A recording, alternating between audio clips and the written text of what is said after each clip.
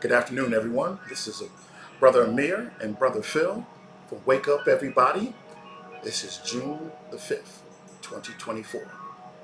Our discussion today has been about different types of books that we would like to suggest to our viewing audience. And today, Brother Phil wants to discuss a very important topic that we need to know more about.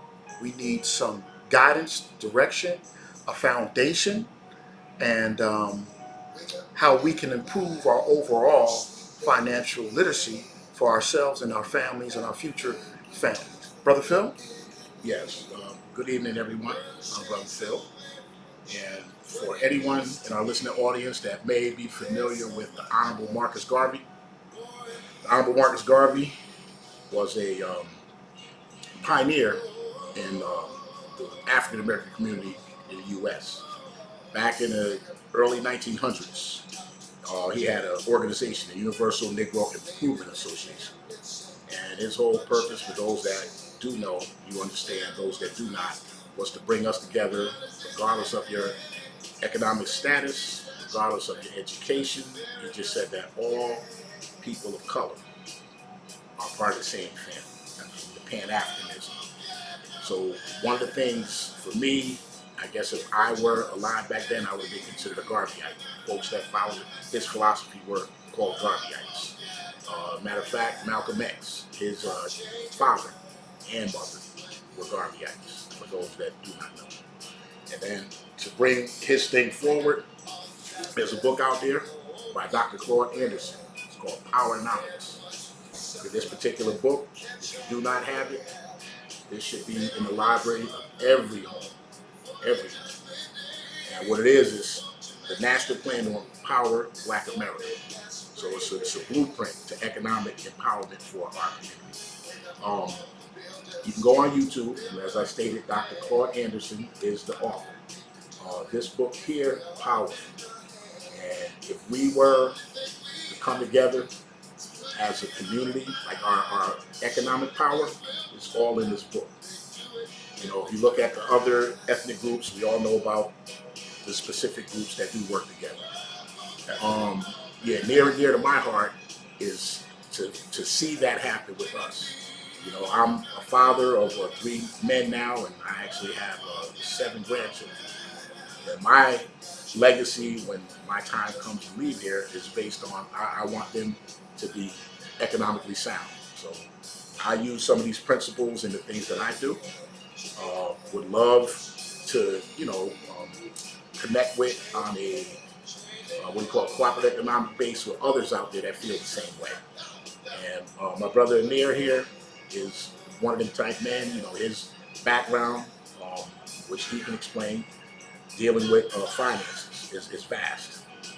Absolutely. I mean, that's an important book over there. Important brother in the history of African Americans. And like you said, I think that is needed in all households just to find out about our basic finances. Because think about, when we drive through our communities, we normally see liquor stores, gas stations, we see check cashing locations, right? So what does that tell me? If there's a check cashing location in the predominantly African American community, they already know that, again, going back to that book, that we know nothing about how to start, control, okay, and design our finances. When we get paid weekly, bi-weekly, monthly, we're giving our money to someone else for the simple fact of the money that we made, that we don't know that we can open up a checking account, a savings account, a money market, a CD from any of these financial institutions. Because all you need is your social security number, you know. But we're led to believe that, okay, I can go quickly to this check cashing, pay him a percentage of my check, and get this cash instantly. That's Friday, and by Saturday afternoon, no later than Sunday night, we're back to square one. We have no funds, you know.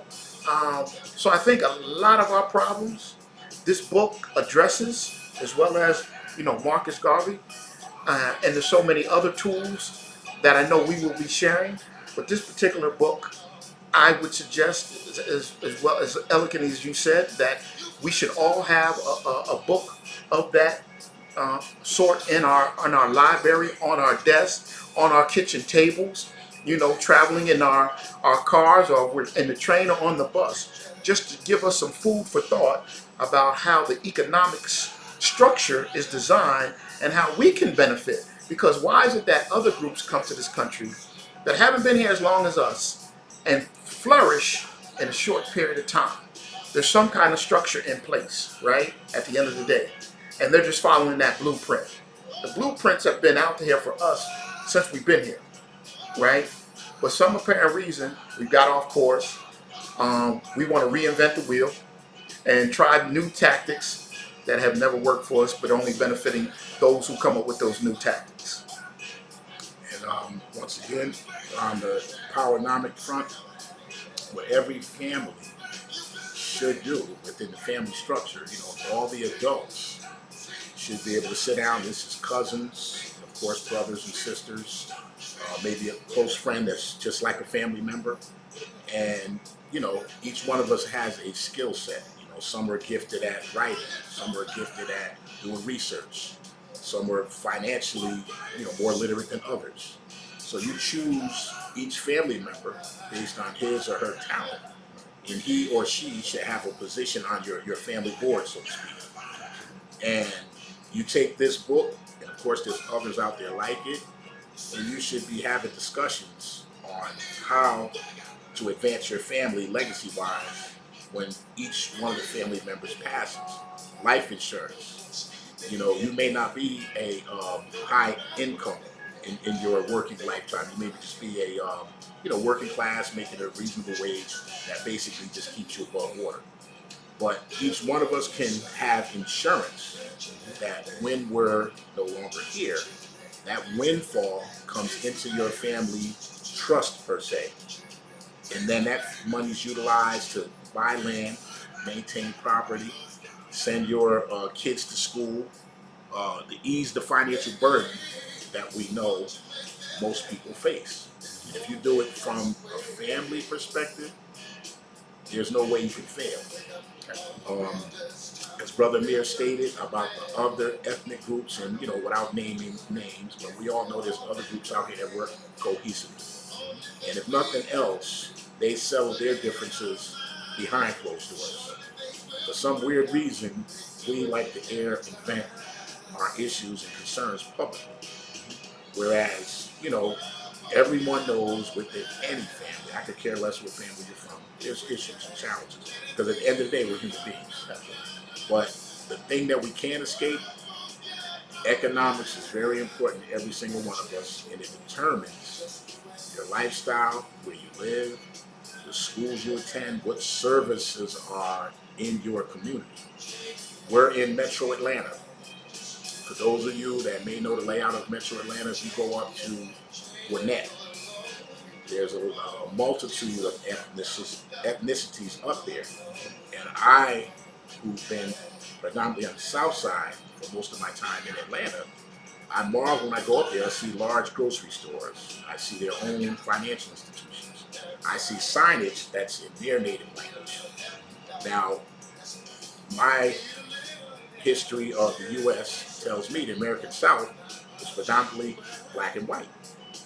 And as Brother Amir also stated earlier, you have other groups that are here, it seems like within weeks or months, and they're already making moves to advance their family.